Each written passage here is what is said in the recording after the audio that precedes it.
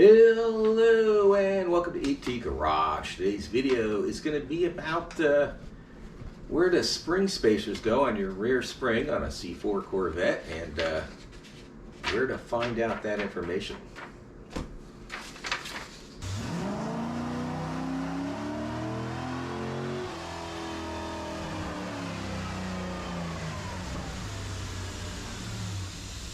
Hello, I'm Eugene Tordo. Welcome to my channel, ET Garage. Like I was saying at the beginning, this is going to be a video about the spacers on the rear spring of a C4 Corvette.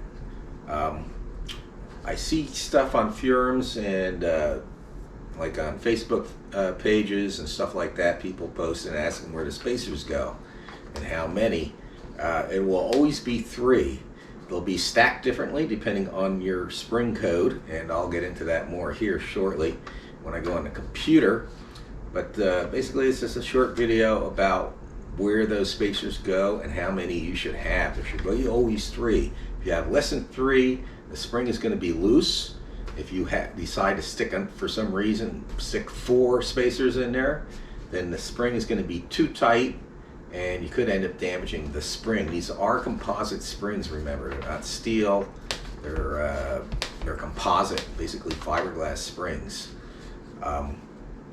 So let me take you in the basement, in my shop in the basement, and I'll show you one of those rear leaf springs and what you got to look for. You'll be looking for a yellow or a green dot. It'll be square or rectangular shaped, or it might even be round, but I've always seen square or rectangular shapes, so that's what you want to look for. So let's go in the basement and look at that. Okay, here we have a rear spring out of a C4 Corvette, and all covered in dust. It's been sitting down here a while.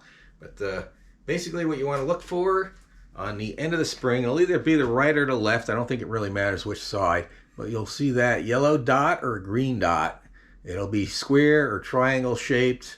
Not triangle, but diamond shaped, and some might even be round, but I've always seen them look like this, square or rectangular, like that. So that's what you want to look for, and I don't think it doesn't matter which side, whether it's on the left or the right.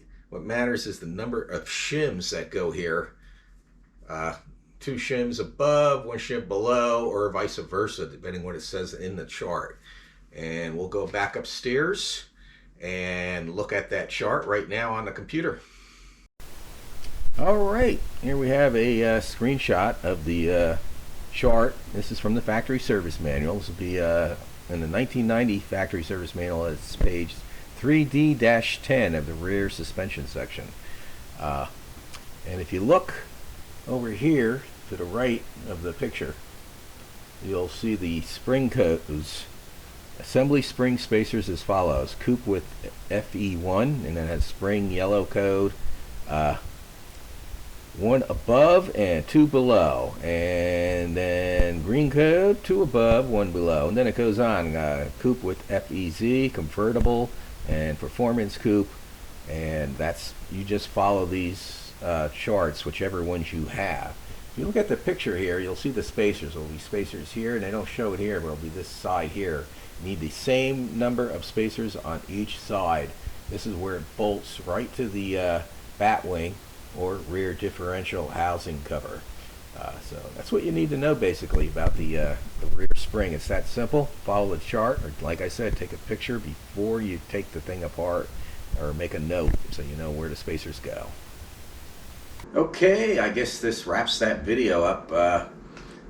Yeah, it's just another short, boring, technical video on C4 stuff, C4 Corvette stuff. So hopefully that was helpful. If you're removing your spring, like I said, you should always either make a note or take a picture, you know, with your cell phone or whatever, and of the spacers before you take it apart. And if you don't have the factory service manual, that will be helpful.